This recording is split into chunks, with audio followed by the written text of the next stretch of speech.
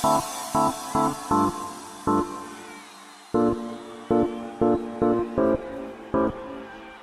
everybody, Catherine here. I am a transition and wellness coach for foreigners in Tokyo, and I'm here today with Trinh Doang. She is a college student here, and we're going to talk about her experience being a university student. So if you are thinking about coming to Japan as a university student, or if you're a parent and you have a child who is thinking of living in Japan, then this is going to be a good resource for you. So, hello Jin, how are you? Hi, Catherine. Yes. I'm good.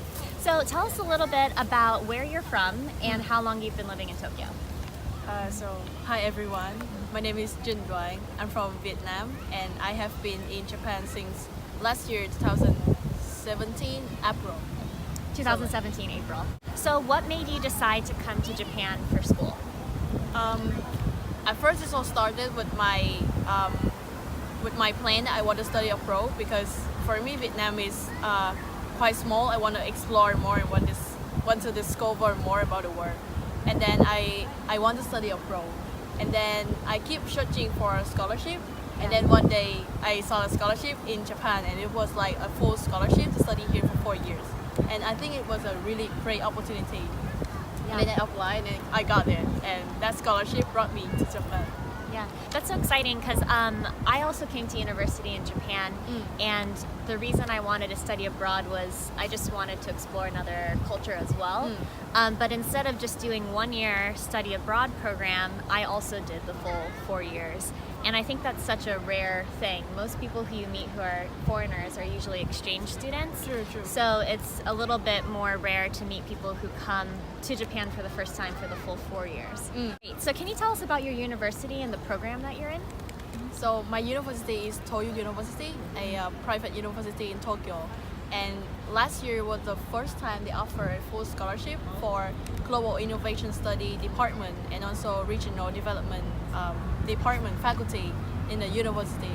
And all of the programs are run in English, but you also have Japanese language class as well. And yeah, I think it's a really, and this scholarship only offered for 5 years. For 5 years. Okay, So wow. for the next 5 years. So if you really plan to go to Japan, take a look at those scholarships offered in Japan right now. Yeah, I had the same experience. I went to Sophia University, and they also have an international program there as well. So if you want to come for the full 4 years and learn mostly in English and also take some Japanese classes, that's something that you can do as well. Yeah, so what would you say has been the most challenging for you coming to Japan? The time when I got to know that I gonna stay in Japan for 4 years, it was like 2 months before my school year started. So I have 2 months to prepare, like mentally and physically prepare for 4 years here. So in that 2 months, I didn't have any chance to study Japanese because I had to take care of all the stuff, all the luggage, and especially visa. So it took lots of time. So that's why when I first came here, I only can say like good morning or thank you. So it was extremely difficult. Right. And because for long-term resident here, like there's so many paper, insurance, and like paper stuff you have to do, and none of them can speak English. So whenever I want to go and do something, I always have to ask some friend that can speak Japanese. And it was quite troublesome for me. Yeah, I think that's a really good point to note is a lot of people I've interviewed so far, they're native English speakers, and they kind of come here and they have a language barrier because a lot of Japanese people don't speak English. But there's also tons of people coming from other countries where English is not your first language also. And you've made an effort to speak English, and you come here and they don't speak English, and you can't speak Vietnamese, so it's like, what are you supposed to do, right? Double challenge. Yes, exactly. So I would say the language is probably definitely challenging, especially all the forms and the paperwork that you have to do, especially when you first move. So, yeah.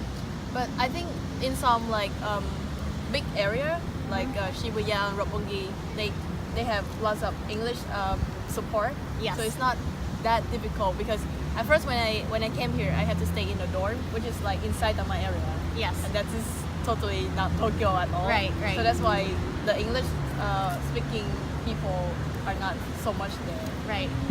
But yeah, but some part of Tokyo there's still lots of English support, so I think it's still okay if you cannot speak English. So what do you love about being a university student here in Japan? I'm learning here in English in Japan. Yes. So many, like mostly all of my classes are really easy. Yes. So Okay. like really, it's like really easy, like even easier than my class in Vietnamese. Yes. So like, but the good point of that is that I have more time to enjoy the life outside of the classroom. Yes. Like I can take part in organization, in volunteer. So there's much more thing that you have more time to enjoy your life outside the classroom. But at the same time, you still have really good result in university. Yeah, I actually had the same experience where I thought that the classes were not that challenging, I guess you could say. I thought I was going to be spending so much time studying, but the classes were okay, and you could definitely spend a lot more time outside of school as well, engaging with people. So you actually run this program called the Global Leadership Incubator, right? Yes. So can you tell people a little bit about that? So the Global Leadership Incubator is a student organization that we focus on youth development for students in my university and also in Japan as well. And we're doing that because we believe that the young people have a superpower that even if a small change, if they do that, they can make a bigger change in the future. And in Global Leadership Incubator, we support international movement, youth movement, and community development in Japan. Yeah, it's a really awesome program. So if you're also looking for a community or an international community to get involved with, that's one to definitely look into, even if you don't go to the same university. So do you have any advice for people who are thinking about coming to study here in Japan? Maybe some advice or some resources that they could look at that will help them come over here? So I feel like recently, especially from last year, because the Ministry of Education in Japan, they start to give lots of money to the private university to give lots of full scholarship for foreigner students. So I think that this year, this period of time is a really good opportunity if you want to study with a full scholarship in Japan. And everywhere in the University of Japan, they started to have English only program, like everywhere, many, like even in Kansai area or Tokyo. So definitely take a look at that. Yeah, so if you can, definitely look into the scholarship programs. That's something that might get you here for 4 years instead of just doing a one-year study abroad program. So great. Is there any way that people can keep in touch with you, maybe through social media? So maybe Catherine can put my Facebook or email outside. Yeah, I'll Below put it down in the video comments clip. there. And then if you have any question about study abroad life in Japan, just contact me. Okay, perfect. Thank you so much for your time. Thank you so much. Yeah.